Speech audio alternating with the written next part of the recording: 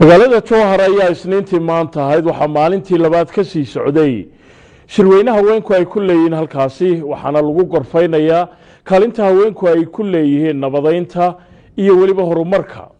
warbixintana waxaa noo soo diray wariyahayaga Ibraahim Cali Nuur.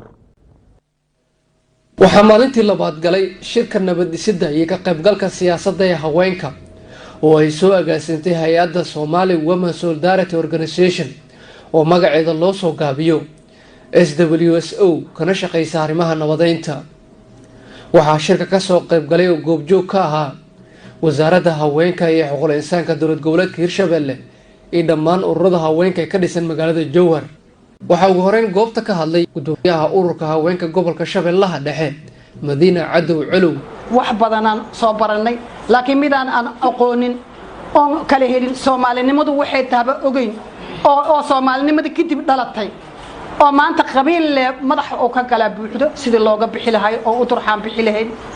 adigan ka sugaynaa insha Allah barnaamijkan qiimaha iyo qaayaha leh gabdhahan muxuu heetood iyaguna ka soo shaqeeyo aqoonyahanka waxa leeyahay meeshii laga bilaabo horaha looga socdo annagana garabkiina nahay mar walba waxaan muxuu heetood aan idin taaganahay inaan idin la garab galno. dhinaca kale madaxa hay'adda SWSO Xaliimo Faarax Godane ayaa sheegtay in wada waliba ay u mari doonaan raadinta nabadda si ay bulshada xasilooni buuxda ugu noolaadaan. waa inaan annaga dhiganaa gogol nabadeed shirweynaha haween oo lagu raadinayo nabaddii Soomaaliya.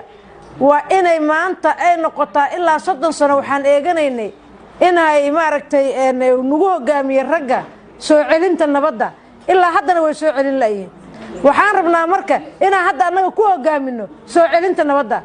waxaan ku gaari karnaa inaan tabliiqayno oo nabadda u tabliiqayno oo aan cid walba iyo guri walba aan galno dhahno hoodi aan dhahno inaan helno gabdho isku duuban oo 5 state iyo banaadirba ka socdo.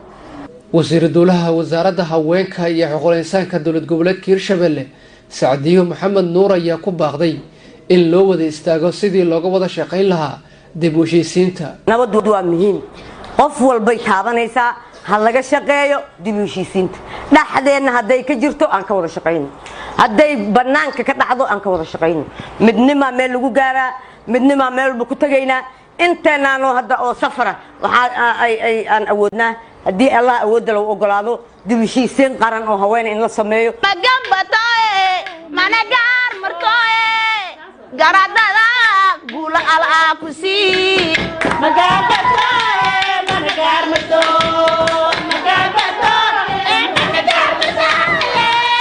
Ibraahim Cali Nuur TV Universal caasimada Hirshabelle Jowhar. waa hagaag qadar yar xayeysiisa kadib ayaa haddii la yiraahdo aynu isugu soo noqon doonaa